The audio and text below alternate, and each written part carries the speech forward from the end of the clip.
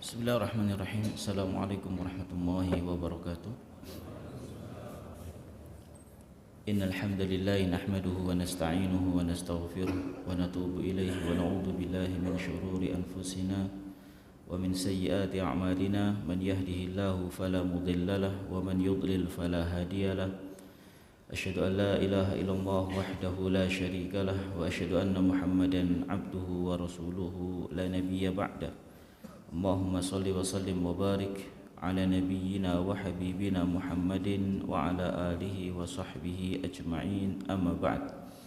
Ma'asyiral muslimin, para jamaah sekalian yang semoga senantiasa diberkahi dan dirahmati oleh Allah Subhanahu wa taala.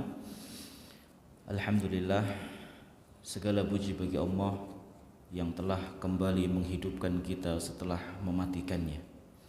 Karena tidur itu adalah al-mautus shaghir, kematian kecil. Di saat tidur, seseorang tidak tahu apa yang sedang terjadi di sekelilingnya. Maka sebagaimana pula orang yang mati, dia tidak tahu apa yang terjadi di sekelilingnya. Oleh karenanya tatkala kita bangun tidur, disyariatkan untuk membaca doa memuji Allah Subhanahu wa taala. Alhamdulillahilladzi ahyana ba'dama amatana wa ilaihin nusyur. Maka alhamdulillah, Allah izinkan kepada kita semuanya untuk kembali menghirup udara segar di pagi hari. Ini adalah rahmat yang sangat besar dari Allah Subhanahu wa taala. Maka semoga kita dapat melewati hari ini dengan berbagai amalan yang dahsyat, sehingga kita mendapatkan pahala yang besar dari Allah Subhanahu wa taala. Karena memang tidak ada jaminan bahwasannya kita masih hidup di hari esok. Sehingga kata Imam Ibnul Qayyim rahimahullah taala, hendaknya kita fokus terhadap apa yang ada sekarang ini, yang sedang kita jalani, yang sedang kita hadapi. Adapun yang telah berlalu, maka tinggal perbanyakin istighfar, banyakin istighfar. Ya, sehingga Allah tutup kesalahan-kesalahan kita atau kekurang bagusan kita dalam penunaian ibadah. Kemudian untuk hari-hari berikutnya itu belum tentu milik kita, belum tentu kita ada di hari-hari tersebut.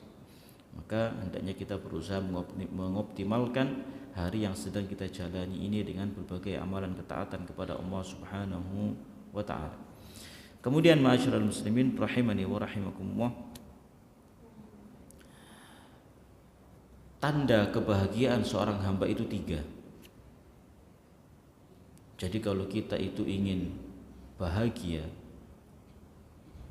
kalau 3 tanda ini ada pada diri kita, maka insya Allah kita akan menjadi orang yang bahagia. Yang pertama, istighfar tanpa henti. Jadi kalau kita itu rajin beristighfar, rajin mengucapkan astaghfirullah atau astaghfirullah wa atubu ilaih, atau astaghfirullahal azim alladzi la ilaha illa huwal hayyul qayyum wa atubu ilaih, maka kita akan menjadi orang yang bahagia. Yang kedua, kita bersabar tanpa tepi. Karena sabar itu memang tidak ada batasnya, jemaah.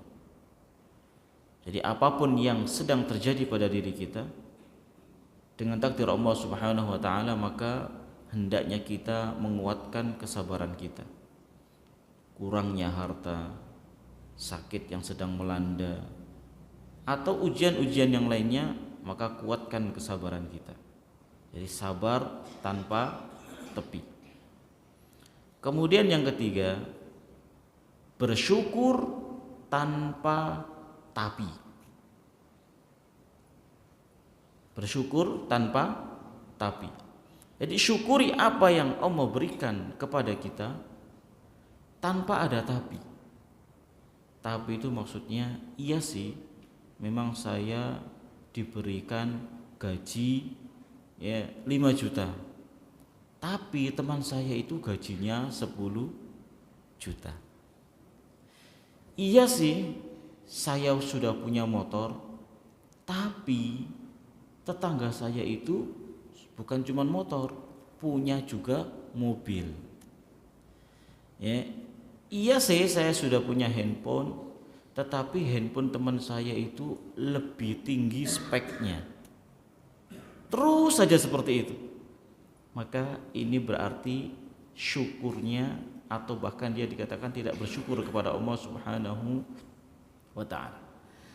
Dan untuk bisa syukur di antara caranya adalah kita berhias diri dengan sifat qanaah. Qanaah itu jamaah merasa cukup terhadap apa yang Allah Subhanahu wa taala berikan kepada kita, tanpa membanding-bandingkan antara nikmat yang Allah berikan kepada kita dengan nikmat yang diberikan kepada adik kita, kakak kita, tetangga kita, paman, bibi, atau manusia semuanya. Tidak membandingkan antara rezeki yang telah Allah berikan kepada kita dengan yang diberikan kepada orang lain. Tidak membandingkan antara harta yang kita miliki dengan harta yang dimiliki oleh orang lain. Itulah qanaah. Ya. Maka dengan qanaah yang ada di dalam diri kita ini jemaah, maka hati kita akan tentram, hidup kita akan tenang, dan kita akan hidup bahagia.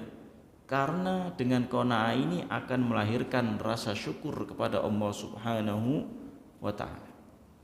Seorang istri tatkala dia punya sifat qanaah, maka dia akan terhindar dari kufrul ashir.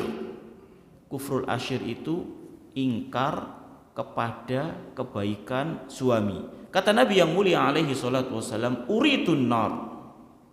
Aku pernah diperlihatkan neraka oleh Allah Subhanahu wa taala, diperlihatkan.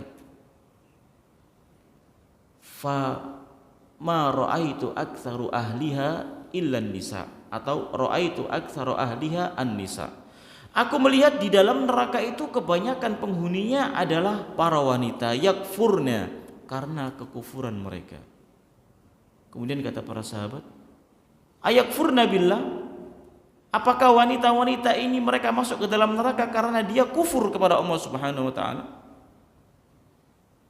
Kata Nabi yang mulia sallallahu alaihi wasallam, yakfurnal ashir wa yakfurnal ihsan. Bukan kufur kepada Allah, tapi kufur kepada suami. Suka ingkar kepada kebaikan suami. Lau ahsanta ila ihdahinna dahra, kata Nabi, kalau kau berbuat baik kepada istrimu sepanjang masa, setahun penuh engkau berbuat baik kepada istrimu, summa ra'at minka syai'an qalat ma ra'aitu minka khairan qat. Kemudian ada satu celah, ada satu titik yang tidak disukai oleh istrimu, atau ada satu kesalahan yang kamu lakukan sehingga membuat istrimu marah, dengan serta-merta dia akan mengatakan, aku tidak pernah melihat kebaikan sama sekali pada dirimu. Lihat jemaah, gara-gara nila setitik rusak susu sebelanga. Ini penyakitnya wanita. Maka seorang istri apabila dia memiliki sifat qanaah, maka dia akan selalu nerimo, selalu ridho, selalu rela dengan apa yang diberikan oleh suaminya.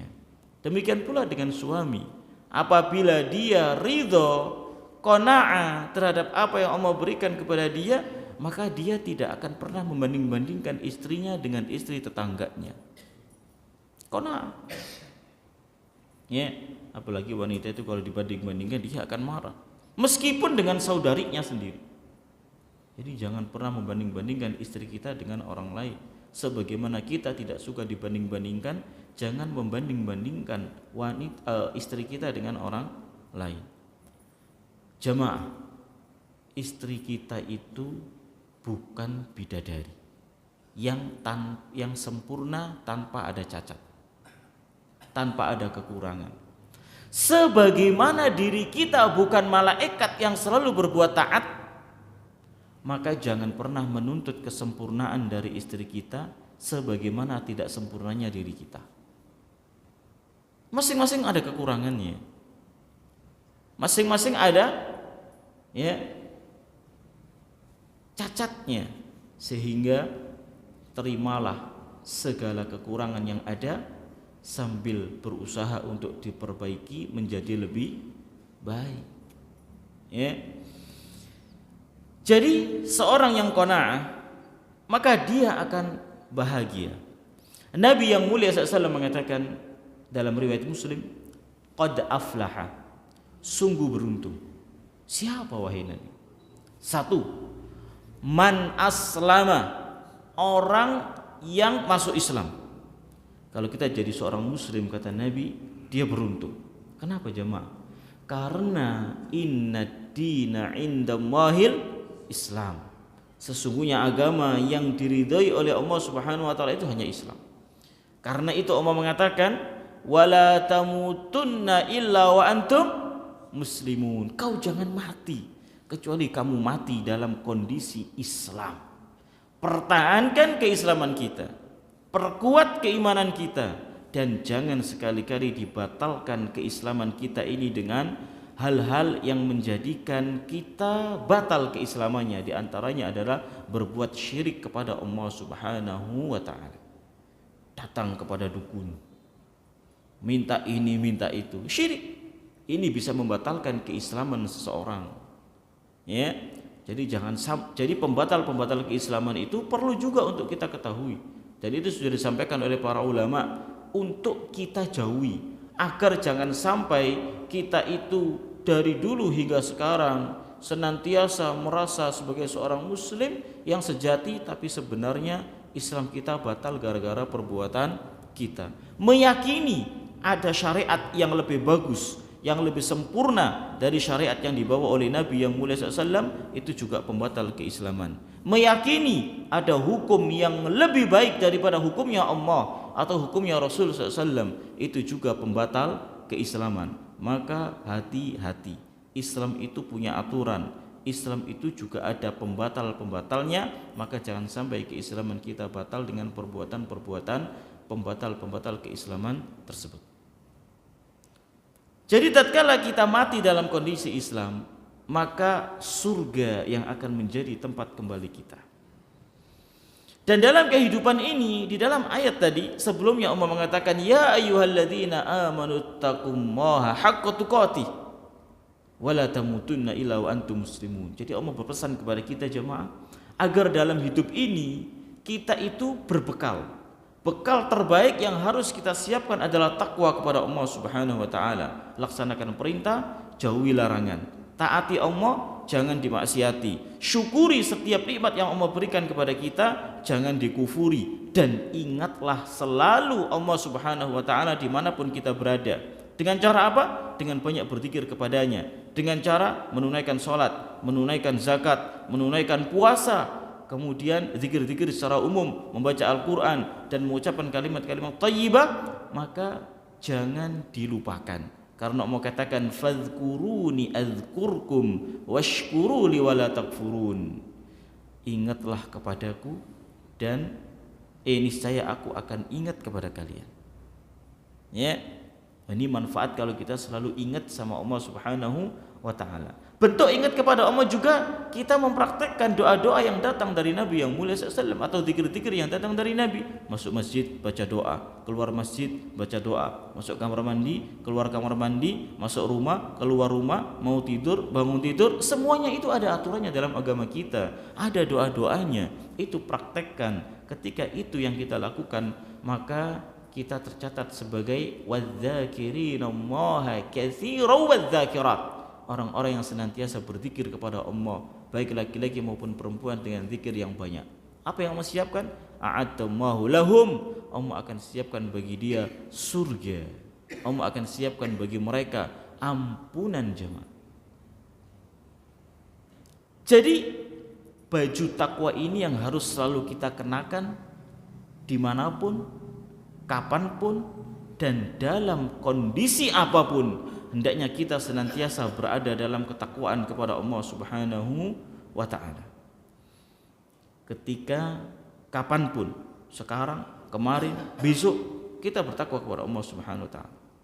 Dimanapun, di masjid ya, Ridwan, di luar masjid Ridwan, di rumah, di luar rumah, di dalam negeri, di luar negeri, kita bertakwa kepada Allah Subhanahu wa taala. Dan dalam kondisi apapun, di saat lapang kita bertakwa kepada Allah, di saat sempit kita bertakwa kepada Allah Subhanahu wa taala, di saat sehat, di saat sakit, pertahankan ketakwaan kita kepada Allah Subhanahu wa taala. Umumnya orang di saat dia sehat mungkin dia bertakwa kepada Allah Subhanahu wa taala. Di saat sakit dia tidak bertakwa kepada Allah Subhanahu wa taala. Apa buktinya? Ketika sehat dia rajin sholat. Ketika sakit sholatnya libur dulu, cuti. Karena dia sedang sakit akhirnya dia malas sholat. Tidak jemaah. Tetap lakukan sholat sesuai dengan kemampuan kita. Enggak bisa berdiri bisa duduk, enggak bisa duduk bisa berbaring. Sholat tidak gugur selama nyawa masih ada di kandung badan dan kita dalam kondisi sadar, tidak koma. Ya. Kemudian qad aflaha man aslama. Sungguh beruntung orang yang Islam. Jadi dia masuk ke dalam agama Islam. Wa ruziqa kafafan. Sungguh beruntung pula orang yang diberi rizki oleh Allah yang kafaf, yang cukup, tidak berlebihan dan juga tidak kurang. Rezeki yang cukup. Ya. Ketika ya Allah Subhanahu wa taala berikan kecukupan kepada kita, maka alhamdulillah. Ya, ini adalah keberuntungan, ya. Makanya kita minta kepada Allah Subhanahu wa taala kecukupan. Ada doanya, Allahumma kfini bihalalika an haramik wa aghnini bifadlika amman siwak, ya Allah. Ya, berikanlah kecukupan kepadaku, ya, cukupkanlah aku dengan apa yang ada padamu dan aku tidak butuh kepada selainmu, ya Allah. Ya, minta kepada Allah Subhanahu wa taala dan Allah akan cukupi kita. Kemudian yang ketiga, wa qanna'ahumullahu bima ata. Dan keberuntungan itu apabila Allah Subhanahu wa taala berikan kepada kita sifat qanaah, yaitu merasa cukup bima atah, terhadap apa yang Allah berikan kepada kita. Hadis riwayat Muslim.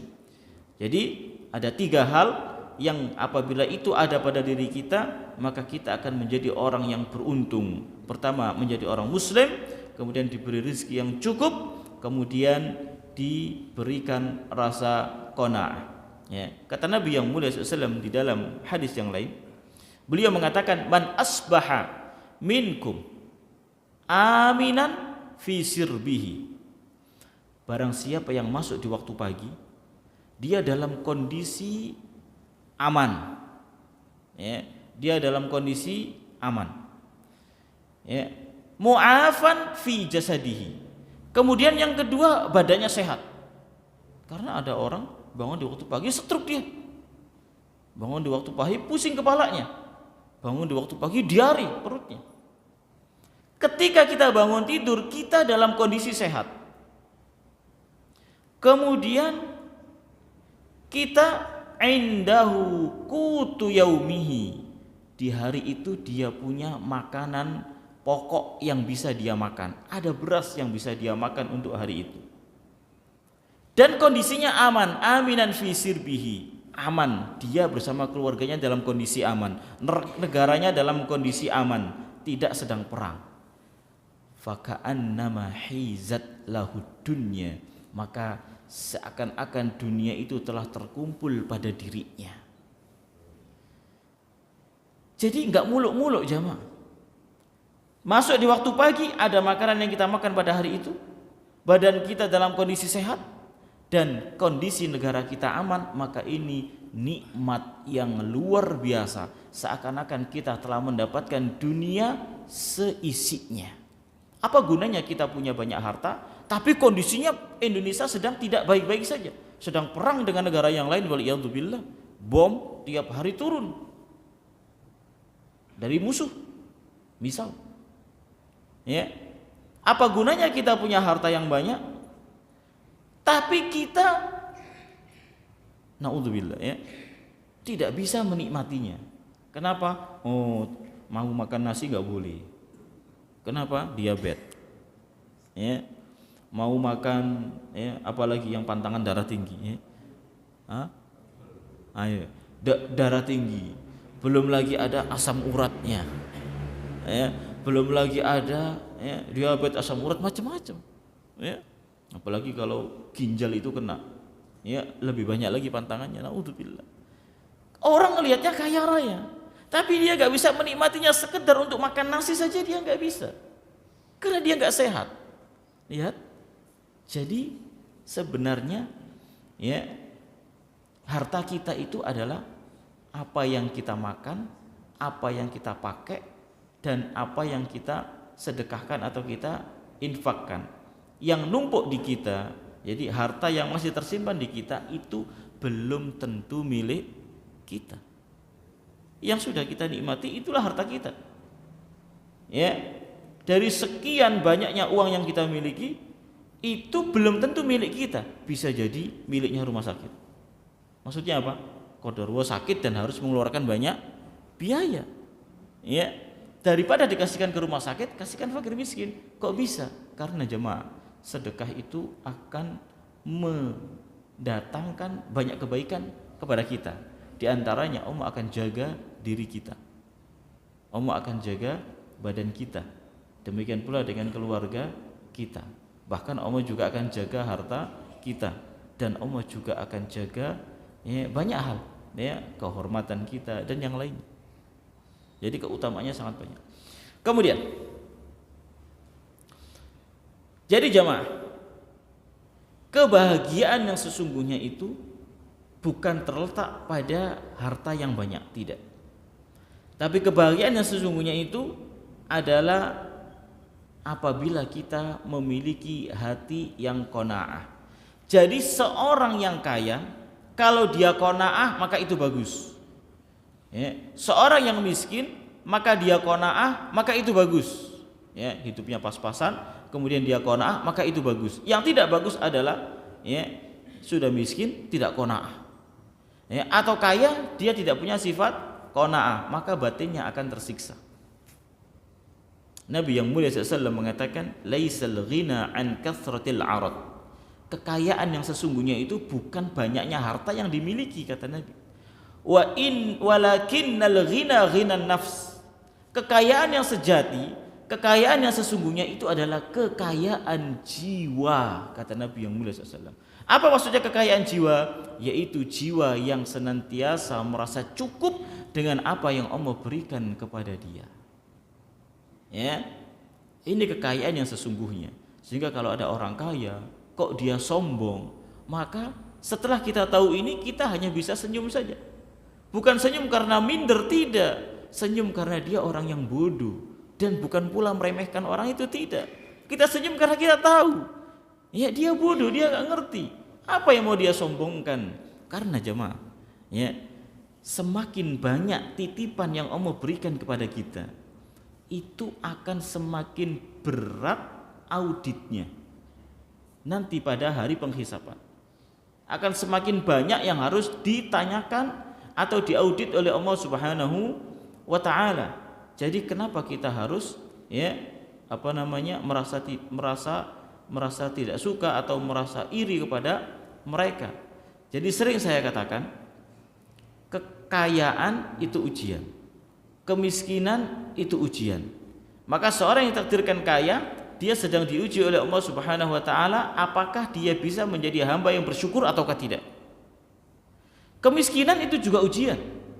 Allah uji di hamba tersebut dengan kemiskinan, apakah dia itu benar-benar bisa bersabar atas ujian kemiskinan itu ataukah tidak. Jadi kaya itu ujian, miskin itu pun ujian. Dikayakan bukan berarti dimuliakan, dimiskinkan bukan berarti dihinakan. Itu pegang. Sehingga masing-masing ada ujiannya. Maka fokuslah dengan kondisi kita. Ketika Allah takdirkan kita menjadi orang yang lapang rezekinya, luas rezekinya, maka bersyukurlah kepada Allah Subhanahu wa taala. Bagaimana cara mensyukurinya? Taat kepada Allah, jangan alpa dari sholat, dan manfaatkan harta ini untuk kebaikan akhirat kita. Ya, demikian pula tatkala kita diuji dengan kemiskinan, maka bersabarlah. Karena jamaah, Allah Subhanahu wa taala itu dengan hikmahnya, Dia menentukan orang ini kaya, orang ini miskin bukan karena kedoliman, tapi karena hikmah dan keadilan Allah Subhanahu wa taala. Ya, mungkin orang ini pantasnya dijadikan hidupnya itu pas-pasan. Itu kasih sayang Allah kepada kita. Kenapa? Karena Allah itu tahu segala-galanya. Seandainya fulan ini ditakdirkan jadi orang kaya, belum tentu dia bisa bersyukur. Bahkan mungkin dia akan menjadi kufur kepada Allah Subhanahu wa taala. Dan contohnya adalah Qarun. Kurang kaya apa dia? Kunci lemarinya saja tidak kuat dibawa oleh orang laki-laki yang gagah perkasa. Kuncinya saja dipikul nggak kuat, saking banyaknya kuncinya, saking banyaknya perbendaharaannya. Tapi dibenamkan oleh Allah Subhanahu wa taala. Kenapa? Dia tidak bersyukur kepada Allah Subhanahu wa taala. Ya. Kemudian jamaah yang dirahmati oleh Allah Subhanahu wa taala, hidup itu wang sinawang kata orang. Ya, orang kaya melihat orang yang miskin kok kayaknya hidupnya enak banget. Orang miskin enaknya di mana? Kapan saja mau tidur bisa dan tidurnya nyenyak banget. Ya, orang miskin lihat orang kaya kok kayaknya enak banget. Ya, mau apa aja bisa, kemana aja bisa. Tetapi jemaah, kondisi yang sebenarnya kalau kita mau menyempatkan duduk dengan mereka, orang-orang yang kaya ini, maka kita akan baru tahu, kita akan tahu dan akan tercengang. Keluhan-keluhannya akan muncul dan itulah yang terjadi. Karena memang dunia itu melelahkan, capek jemaah, capek mencarinya, bahkan kita juga kadang sampai sakit-sakitan ya gara-gara terforsir tenaganya untuk dunia, juga capek dalam menjaganya. Beda dengan apa yang antum hasilkan dari amal ibadah antum. Sebanyak apapun amal ibadah yang antum lakukan dan Allah berikan pahala yang banyak kepada antum, antum gak akan capek untuk menjaga pahala tersebut. Dan kemana-mana antum tidak akan kepikiran siapa yang mau mencuri pahala antum. Tapi kalau semakin banyak harta antum, ada kalanya rasa khawatir untuk dirampok, untuk dicuri, itu ada. Lihat betapa jauhnya perbedaan antara kaya pahala dengan kaya harta. Kemudian ma'asyiral muslimin rahimani wa rahimakumullah, ketika kita duduk dengan mereka, orang-orang yang kaya, maka akan muncul keluhan-keluhannya. Ya, dia seorang pengusaha, ketika kita ngobrol dengan dia, maka akan muncul keluhannya tentang kondisi keuangan perusahaannya yang semakin sulit. Dia akan mengeluhkan tentang karyawannya yang sulit untuk diatur. Dia akan mengeluhkan tentang ya, ini dan itu. Karena itu konsekuensi dunia. Ya, masalah itu akan tetap ada. Tapi seorang yang bertakwa dan seorang yang berjiwa baik, maka dia akan yakin dengan pertolongan Allah Subhanahu wa taala selama dia berada di dalam ketaatan kepada Allah Subhanahu wa taala. Dia yakin Allah akan menolong dia karena namanya hidup tidak mungkin lepas dari masalah. Selama kita hidup di dunia, kita nggak akan bisa lari dari masalah karena dunia itu tempatnya ujian dan cobaan. Tinggal bagaimana kita bagaimana sikap kita di dalam menghadapi ujian dan cobaan tersebut. Allah sudah katakan, wasta'inu bisabri wassalah. Minta tolonglah sama Allah dari semua apa yang terjadi pada kita dengan sabar, ini modal besar, dan dengan salat. Hamparkan sajadah kita, perbanyak sujud kepada Allah Subhanahu wa taala. Minta kepada Allah Subhanahu wa taala. Kemudian kata Imam Syafi'i rahimahullah taala, idza ma kunta dza qalbin qanu'in fa anta wa malikud dunya sawa. Kalau engkau menjadi orang yang berhati qanaah, maka sesungguhnya antara engkau dengan raja itu sama, kata beliau. Meskipun kita nggak punya apa-apa, meskipun kita punya motor, tapi motor itu motor butut tahun 75-an. Tapi ketika qanaah ada dalam hati kita, maka kita akan selalu bersyukur kepada Allah Subhanahu wa taala. Kita kalau sudah qanaah, hati ini sudah merasa cukup, kita akan rela dengan apa yang Allah berikan kepada kita dan kita akan merasa puas. Makanya kata Imam Syafi'i, kalau kita sudah qanaah, maka kita dengan raja pun sama, tidak ada bedanya. Raja merasa puas dengan hartanya yang banyak, puas dengan banyaknya prajuritnya, banyaknya pengikut atau rakyatnya, banyaknya ini dan itu, kita juga merasa puas dengan rezeki yang Allah berikan kepada kita. Jadi kalau sudah sama-sama merasa puas, ya bahagia. Ya, bahagia. Itu kata Imam Syafi'i rahimahullahu taala. Itu pun jamaah sejatinya kita itu juga kaya. Cuman kekayaan yang Allah berikan kepada kita jarang kita sadari. Nikmat kesehatan ini juga mahal. Kalau kita ingin tahu betapa besarnya nikmat sehat ini, datang di rumah sakit. Ada kelompok orang-orang yang punya masalah di jantung. Ada kelompok orang-orang yang punya masalah di ini dan itu. Ya. Sehingga kalau kita tanya berapa biaya yang sudah Anda keluarkan, sekian ratus juta. Dan dia rela itu demi sehat kembali. Berarti kesehatan itu mahal. Ya, kemudian kalau kita nih jamaah, tangan kita ini enggak usah tangan, jari saja, satu jari dipotong, mau enggak diganti dengan 10 ekor onta? Kita enggak akan mau. Ya. Berarti kalau satu jari 10 ekor onta, 10 jari berapa? 100 ekor onta. Itu baru jari tangan, belum jari kaki. Ya. Mata kita diambil satu diganti dengan 50 ekor onta, mau gak kita? Enggak mau. Kenapa? Apa gunanya 50 ekor onta dengan konsekuensi kehilangan sebelah mata? Diambil dua-duanya diganti dengan 100 ekor onta, kita enggak akan mau. Coba dihitung. Telinga satu diambil senilai 50 ekor onta, mata satu diambil 50 ekor onta, semuanya diambil berapa ratus ekor onta itu? Ya. Ontanya banyak tapi orangnya mati. Enggak ada gunanya. Jadi kita itu sebenarnya kaya banget. Cuman Allah Subhanahu wa taala mengatakan wa qalilun min ibadiyas syakur. Sedikit sekali hambaku itu yang mau bersyukur. Nikmat yang Allah berikan itu banyak kepada kita. Wa in ta'uddu ni'matallahi la tuhsuha. Jika kamu ingin menghitung-hitung nikmat Allah Subhanahu wa taala, kamu enggak akan mampu. Kenapa? Saking banyaknya. Sekalipun kita mengumpulkan semua manusia yang ada di muka bumi ini, kemudian kita suruh mereka untuk menghitung nikmat yang Allah berikan kepada kita, enggak akan mampu. Banyak jemaah. Dan nikmat itu bukan cuma sebatas harta. Antum bisa melangkahkan kaki antum menuju masjid untuk sholat, itu nikmat. Antum punya anak-anak yang soleh dan soleha, punya istri yang taat, tidak pernah bantah kepada suami, nurut sama suami, itu juga nikmat. Maka nikmat mana lagi yang mau kita dustakan? Semuanya dari Allah Subhanahu wa taala dan itu sangat banyak. Ya. Kemudian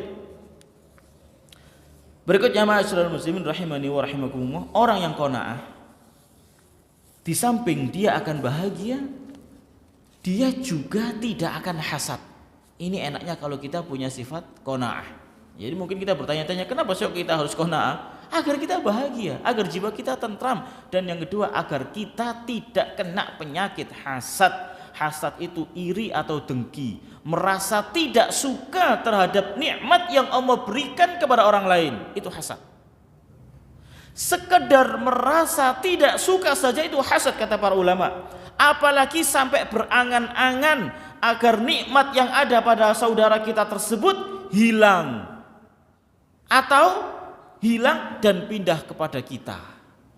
Lebih parah lagi, sudah benci, sudah berangan-angan nikmat itu hilang, ditambah lagi dia melakukan perbuatan-perbuatan yang tidak terpuji.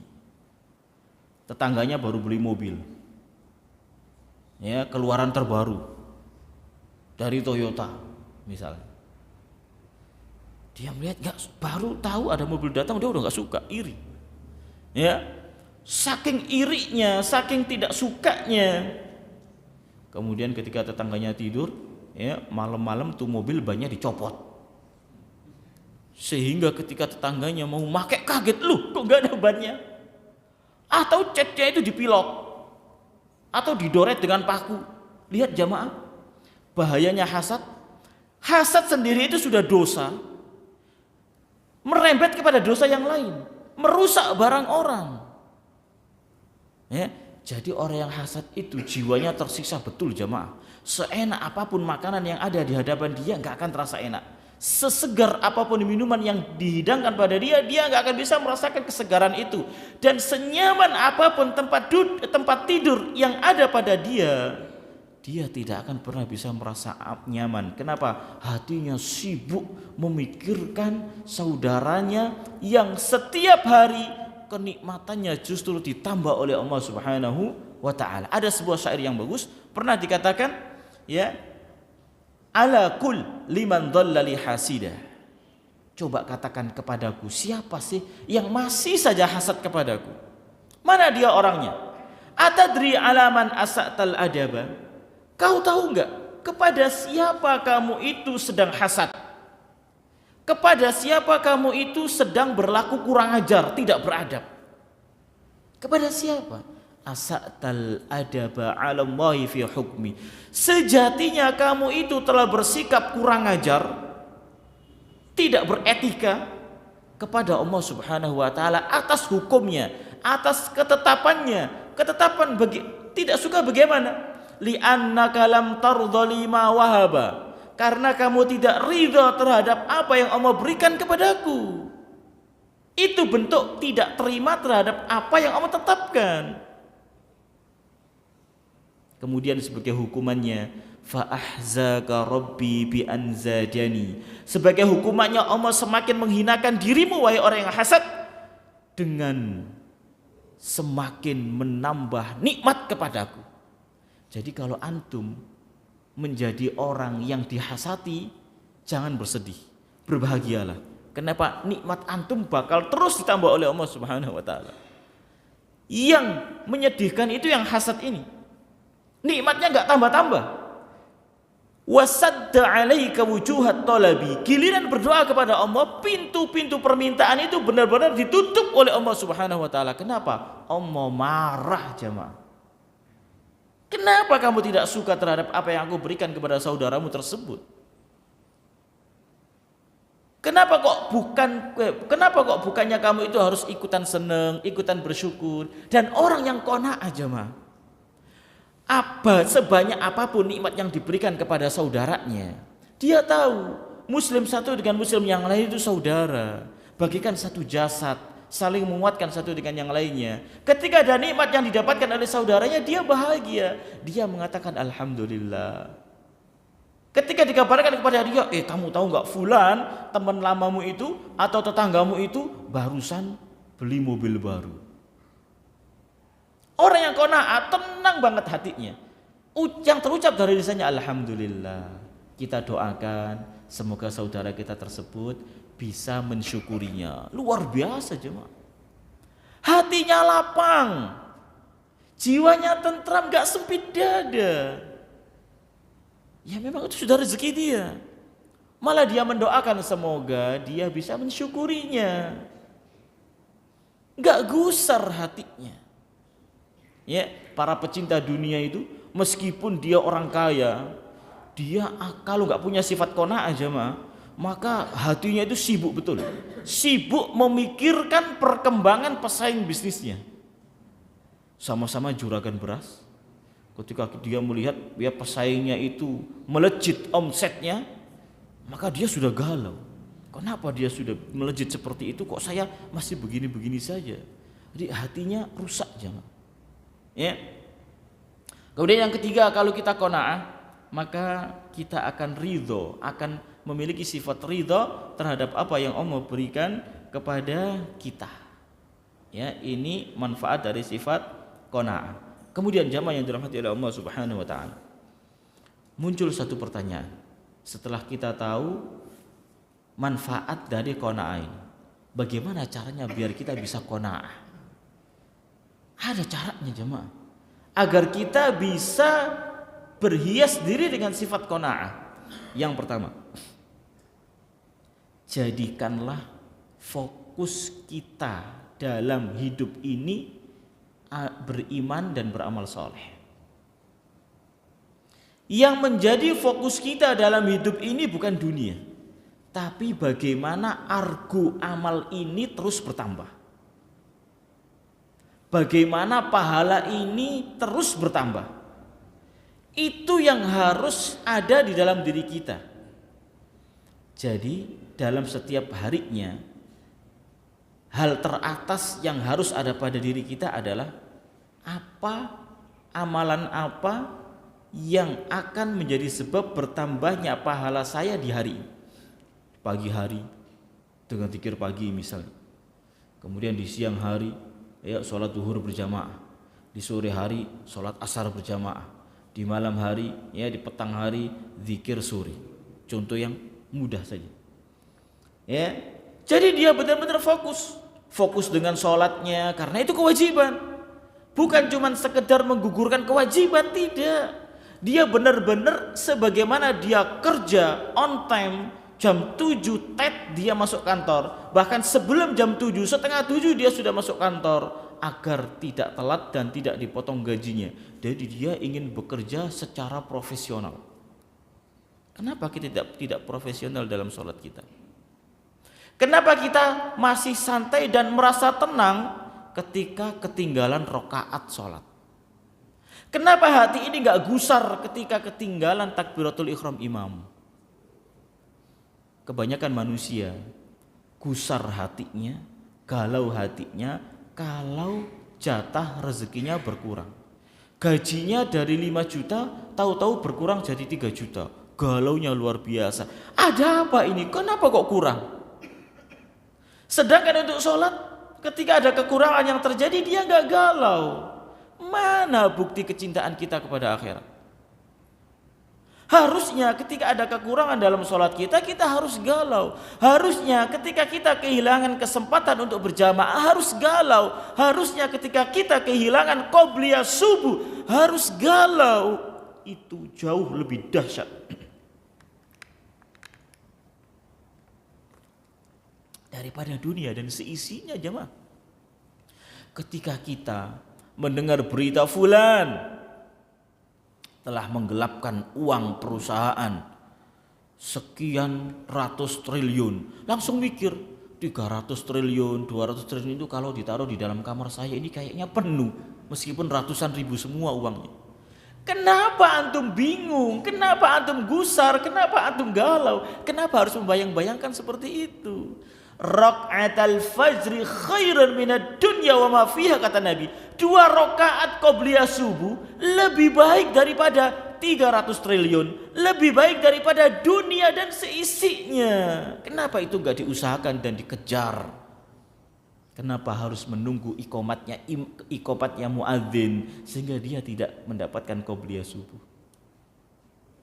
Jauh lebih berharga daripada rupiah, jemaah. Dunia itu tidak lebih mulia daripada bangkai anak kambing yang cacat telinganya. Sudah bangkai, anak lagi kecil, cacat lagi telinganya. Yang itu kalau diberikan secara cuma-cuma orang gak akan mau. Untuk apa? Udah kecil, cacat, bangkai lagi. Jangankan disuruh beli, dikasih cuma-cuma gak mau. Itu yang dipraktekkan Nabi kepada para sahabat. Ada bangkai kambing, kalian mau gak tak kasih ini? Ya Rasulullah, apa yang mau kita perbuat dengan bangkai ini? Ya, ketika hidup pun kita gak mau membelinya karena dia cacat, kecil lagi. Apalagi kalau sudah jadi bangkai. Jadi kalau kita memperebutkan dunia, sejatinya kita itu sedang memperebutkan bangkai. Bangkai kok jadi rebutan? Sehingga harus saling sikut, saling menjatuhkan.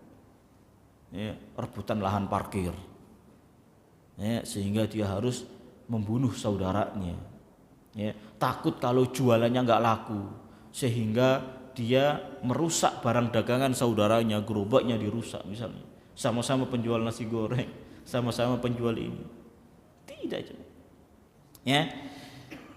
Kemudian, jadi agar kita bisa qanaah, hendaknya yang menjadi fokus kita itu adalah iman dan amal soleh. Kalau fokus kita itu merawat keimanan, memperkuat keimanan dan beramal soleh, Allah janji akan kasih kita qanaah, jemaah. Apa dalilnya? Lihat surat An-Nahl ayat 97. Man amila salihan min dzakarin aw untha wa huwa mu'minun falanuhyiyannahu hayatan thayyibah wala najziyannahum ajrahum bi ahsani ma kanu ya'malun. Barang siapa yang beramal soleh, laki-laki maupun perempuan, dan amal soleh itu jamaah, amal yang dilakukan ikhlas semata-mata karena mengharap wajah Allah, mengharapkan surga, mengharapkan pahala dari Allah, dan mengikuti tuntunan Nabi yang mulia sallallahu alaihi wasallam, itu amal soleh. Ya, syaratnya itu ikhlas dan mengikuti petunjuk Nabi yang mulia sallallahu alaihi wasallam. Barang siapa yang beramal soleh, laki-laki ataupun perempuan, wa huwa mu'minun, dan dia beriman. Tidak kafir dia. Orang kafir melakukan sholat gak ada gunanya. Beriman dan beramal soleh. Falanuhyiyannahu hayatan thayyibah, maka akan kami berikan kepada dia kehidupan yang thayyib, kehidupan yang baik. Ali ibn Abi Thalib, Ibnu Abbas dari kalangan para sahabat, Al Hasan Al Basri, demikian pula dengan yang lainnya dari kalangan para tabi'in. Tatkala mentafsirkan ayat ini, beliau mengatakan, Al Imam Al Hasan Al Basri, qanaatun yajidu ladzataha fi qalbi. Yang dimaksudkan dengan kehidupan yang baik dalam ayat ini adalah adanya sifat qanaah, yang mana seorang hamba itu akan merasakan atau mendapati kelezatan dari qanaah itu di dalam hatinya. Dadanya lapang, hatinya tentram. Dia merasa lezat dengan adanya qanaah yang ada di dalam dirinya. Kehidupannya menjadi baik. Bagaimana enggak lapang? Dia enggak pernah merasa iri dengan orang lain. Bagaimana enggak lapang? Dia merasa puas dan ridho terhadap apa yang Allah berikan kepada dia. Jadi kalau fokus kita itu amal soleh, maka Allah akan lapangkan hati kita dengan adanya sifat qanaah. Dalam urusan dunia dia enggak pernah iri, dia enggak bergeming. Ketika Allah kasih kepada dia 100.000, maka dia bersyukur kepada Allah Subhanahu wa taala. Jadi qanaah itu intinya jamaah, ya, mensyukuri apa yang ada dan tidak mencari-cari apa yang tidak ada. Istri antum masakin hari ini, ya, hanya cuma nasi anget sama tempe goreng. Mana lelenya? Ya jangan dicari, orang enggak ada. Mana ayamnya, mana dagingnya, jangan dicari. Mungkin keuangan lagi tipis, ya, maka jangan menuntut lebih jemaah. Ya. Kemudian yang kedua, agar kita bisa qanaah, hendaknya kita mengingat-ingat nikmat yang Allah berikan kepada kita. Jemaah, sifat dasarnya manusia itu kanut. Tapi jangan sampai kita ikut-ikutan katut. Kanut itu apa? Innal insana li rabbihi lakanud. Ada dalam surat apa itu? Murojaah dulu.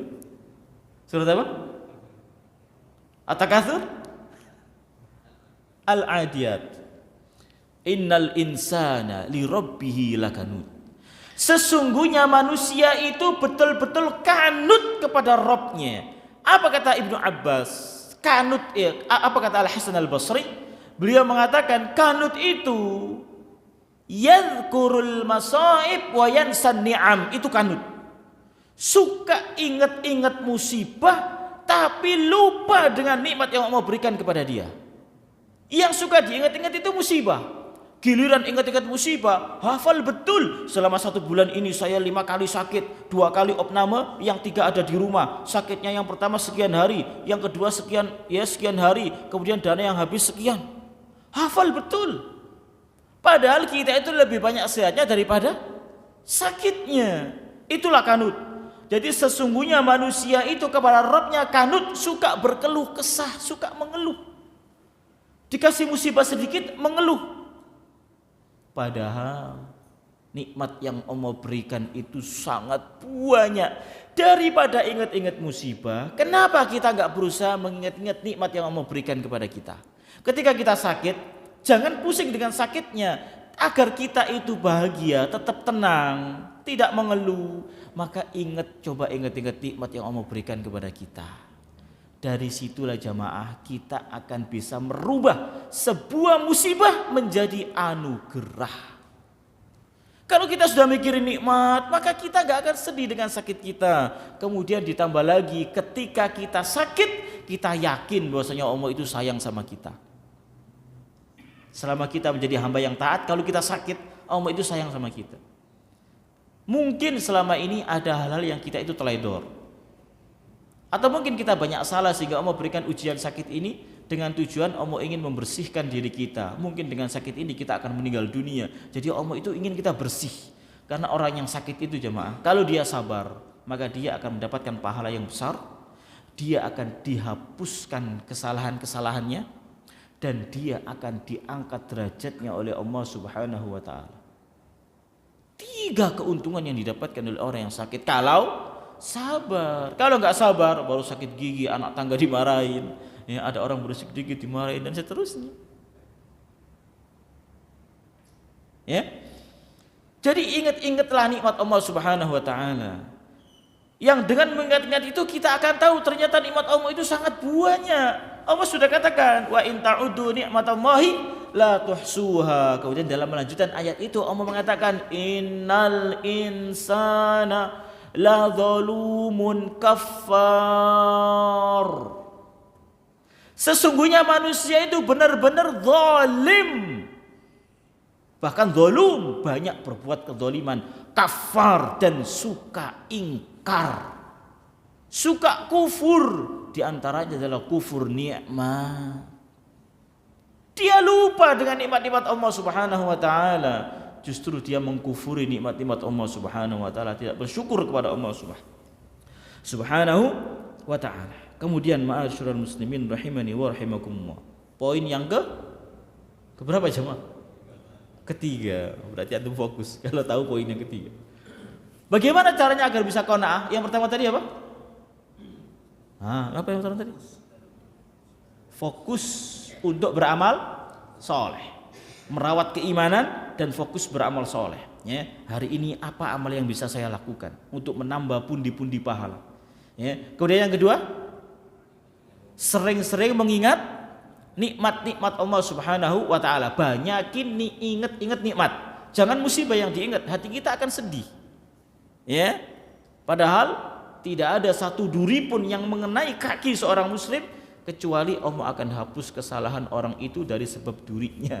Kata Nabi yang mulia sallallahu alaihi wasallam. Ya, jadi apapun yang menimpa kita, ya, maka sejatinya itu akan menghapuskan kesalahan kita. Makanya orang kalau nggak ngerti ilmu, ketika dia jatuh dari motor, dia ngumpat. Segala umpatan itu keluar.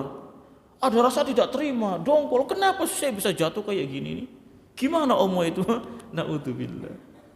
Tapi seorang muslim, seorang mukmin ketika jatuh yang terucap apa? Inna lillahi wa inna ilaihi raji'un. Allahumma ajirni fi musibati wa akhlif li khairan minha. Ya Allah, berikanlah pahala atas musibahku ini dan berilah aku ganti yang lebih baik. Kalau itu yang terucap, jatuh motornya hancur, besoknya Allah ganti, datangkan mobil, Masya Allah. Atau Allah datangkan motor baru dari arah yang tidak disangka-sangka karena kita bertakwa kepada Allah. Allah katakan wa may yattaqillaha yaj'al lahu makhraja wa yarzuqhu min haitsu la yahtasib. Barang siapa yang bertakwa kepada Allah, maka Allah akan jadikan baginya jalan keluar dan Allah akan berikan baginya rezeki dari arah yang tidak disangka-sangka. Ketika ada musibah dia sabar, ya. Motornya kena banjir dia bersabar. Ya, dia berharap pahala dari Allah Subhanahu wa taala. Kemudian di kemudian hari Allah ganti dengan adanya orang yang ngasih motor baru kepada dia. Masya Allah. Ya. Kemudian yang ketiga jamaah, agar kita bisa qanaah, selalulah melihat ke bawah dalam urusan dunia, jangan melihat ke atas. Kata Nabi yang mulia alaihi salatu wassalam, unduru ila man huwa asfala minkum wala tanduru ila man huwa fawqakum fahuwa ajdaru alla tazdaru ni'matallahi alaikum. Lihatlah orang yang ada di bawah kalian dalam urusan dunia, jangan lihat orang yang ada di atas kalian. Kalau antum punyanya motor, lihatlah yang punya sepeda ontel, jangan lihat yang punya mobil. Antum punya sepeda ontel, lihatlah yang tidak punya sepeda ontel, jangan melihat yang punya motor. Antum yang nggak punya sepeda ontel, punyanya kaki, lihatlah orang-orang yang nggak punya kaki atau kakinya sudah tidak berfungsi. Kenapa? Karena kata Nabi, karena itu akan membuat kalian untuk tidak meremehkan nikmat-nikmat Allah Subhanahu wa ta'ala. Kalau yang dilihat itu yang di atas terus jemaah, maka kita nggak akan punya sifat qanaah, ya, merasa cukup dengan apa yang Allah Subhanahu wa taala berikan, ya. Jadi bagaimanapun kondisi kita, yakinlah bahwasanya ada yang lebih parah daripada kita. Ya, kita punya gaji misalnya 500.000, yakinlah di sana ada orang yang tidak punya gaji sama sekali. Dia jadi pengangguran sukses, murni nganggur. Ya, murni nganggur ya, sukses dalam penganggurannya. Gak ada penghasilan sama sekali. Maka bersyukurlah kepada Allah Subhanahu wa taala. Jangan melihat yang penghasilannya 1 juta. Gak akan ada puas-puasnya kita nanti. Ya. Kemudian yang keempat, dunia itu hanya sementara. Betul tidak jemaah? Apakah dunia ini selama-lamanya? Tidak. Dahulu pernah dikatakan, ada yang mengatakan ini Al-Imam Syafi'i mengatakan dalam diwannya, dalam bait-bait syairnya, beliau mengatakan innalillahi ibadan futana. Allah itu punya hamba-hamba yang cerdas, bukan bodoh, cerdas ini hamba-hamba ini. Talaqud dunya wa khaful fitana, dia menceraikan dunia. Bukan berarti dunia itu ditinggalkan secara total, tidak. Tapi dia ambil secukupnya. Wa khaful fitana, karena dia takut fitnah di dalamnya. Dia takut terbuai dengan nikmat-nikmat dunia. Karena Allah katakan dunia itu mataul ghurur, kesenangan yang menipu. Betapa banyak orang yang tertipu dengan dunianya, justru dia semakin banyak bermaksiat kepada Allah Subhanahu wa taala dengan dunia yang dia miliki. Dia berjudi, dia main perempuan dan seterusnya, karena dia terfitnah dengan hartanya. Ya. Jadi dunia itu hanya sementara. Allah sudah katakan, "I'lamu annamal hayatud dunya la'ibun wa lahwun wa zinatun wa tafakhurun bainakum wa takathurun fil amwali wal aulad." Dunia itu ketahuilah, kata Allah, ketahuilah, i'lam, ketahuilah dengan pengetahuan yang pasti, yakinlah, kata Allah, sesungguhnya dunia itu hanyalah permainan dan sendau gurau. Wazina, dan perhiasan yang menipu. Wa tafakhurum bainakum, saling berbangga isinya dunia itu. Saya lebih mulia daripada kamu, saya pejabat, ya kamu rakyat biasa, saya konglomerat, kamu konglomeraat. Rumah saya bertingkat-tingkat, rumah kamu enggak tingkat, misalkan begitu. Wa takatsur, berbanyak-banyakan fil amwal, ini kata Allah, berbanyak-banyakan dalam harta, semakin banyak hartanya dia merasa semakin mulia. Wal aulad, banyak-banyakan harta, anak, berapa anakmu? 1, ya cuma 1, saya nih mantap, berapa? 12, tambah angka 2. Dengan semakin banyaknya anak dia berbangga. Ya, wa takatsurun fil amwali wal aulad kamathali ghaithin a'jabal kuffara nabatuhu thumma yahiju fatarahu musfarra thumma yakunu hutama. Jadi dunia itu seperti pepohonan, seperti tanam-tanaman yang hijau yang begitu mengagumkan para petani. Tapi enggak selamanya tanaman itu hijau. Dia akan menguning. Setelah menguning dia akan membusuk dan hancur. Wa fil akhirati adzabun syadid. Kalian yang lalai terhadap dunia, lupa dengan akhirat. Nanti di akhirat itu ada azab yang sangat keras, kata Allah. Wa maghfiratun minallahi wa ridwan. Namun ada juga ampunan Allah Subhanahu wa taala dan ridha Allah Subhanahu wa taala. Kemudian Allah menutup ayat itu dengan wa mal hayatud dunya illa mata'ul ghurur. Dan tidaklah kehidupan dunia itu kecuali perhiasan yang menipu. Maka jangan tertipu. Lanjutan bait syair tadi. Talaqud dunya wa khaful fitnah. Dia menceraikan dunia karena takut fitnah. Ya, jadi dunia itu betul-betul diletakkan di tangannya, bukan di hatinya. Yang ada di hatinya itu adalah amal soleh. Dia enggak pernah memberikan sedikit pun ruang bagi hatinya terhadap dunianya. Karena dunia itu hina. Maka apa yang Allah berikan kepada dia, dia berusaha untuk tetap itu di tangannya dan dia gunakan untuk kebaikan dia nanti di alam kubur dan di alam akhirat. Ya. Sehingga kita tidak lupa diri, jemaah. Nadharu fiha falamma alimu annaha laysat lihayyin watana. Hamba-hamba yang cerdas ini melihat, memantau, melihat isinya dunia. Ternyata dunia itu bukan tempat yang cocok untuk orang-orang yang hidup, untuk kita manusia. Dunia bukan tempat yang cocok untuk kita. Ya. Falamma alimu annaha laysat lihayyin watana ja'aluha lujjatan. Karena dunia itu bukan tempat yang cocok untuk kita, untuk manusia, maka dia menjadikan dunia itu sebagai batu loncatan, sebagai perahu, sebagai batu loncatan untuk ke akhirat. Wattakhadhu salihal a'mali sufuna. Dunia itu ibarat samudra atau ibarat lautan. Kemudian dia menjadikan amal soleh sebagai perahunya untuk mengantarkan dia berlabuh di negeri keabadian akhirat. Mau katakan bal tu'thirunal hayatad dunya, tapi kalian wahai manusia lebih mengutamakan dunia. Gara-gara dunia lupa sholat, gara-gara dunia dia tinggalkan sholat, dia tinggalkan berzikir kepada Allah Subhanahu wa taala. Gara-gara dunia dia tinggalkan baca Al-Quran. Berapa banyak peluang-peluang amalan kebaikan yang hilang, bahkan kewajiban pun terkorbankan gara-gara dunia. Ya. Kemudian yang kelima jemaah, balasan yang sesungguhnya itu surga. Ingat, ya, dunia itu sementara, dan ingat pula bahwasanya balasan sesungguhnya itu surga. Memang kebaikan yang kita lakukan di dunia itu juga Allah balas di dunia. Ya, amal soleh yang kita lakukan Allah balas dengan apa? Tenangnya hati kita. Ya, jiwa kita itu menjadi tenang dengan amal soleh. Ya, Allah kasih itu, tapi itu masih belum apa-apa. Balasan yang sesungguhnya, balasan yang sempurna itu adalah surganya Allah Subhanahu wa taala. Itulah balasan yang sesungguhnya. Tempat yang setiap orang yang masuk ke dalamnya langsung betah, penuh dengan kenikmatan dan tidak ada keburukan di dalamnya. Di dunia kita ingusan, di surga kita nggak akan ingusan. Di dunia kita butuh BAB, kita butuh kencing, di surga kita sudah tidak kencing dan tidak BAB lagi. Tidak ada sakit kepala, ya, tidak ada sakit demam, bersih dari ya rasa sakit, ya. Jadi bersih dari penyakit.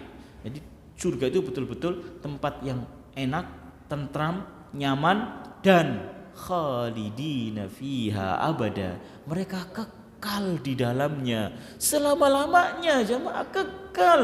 Ini letakkan di hati kita, ukir di dalam sanubari kita, kekal dengan kenikmatan yang tiada tara, yang tidak pernah terlihat oleh mata, tidak pernah terdengar oleh telinga, dan tidak pernah terbesit di dalam hati kita. Sebagus dan seindah apapun gambaran yang ada di otak kita tentang surga, maka gambaran itu pasti salah.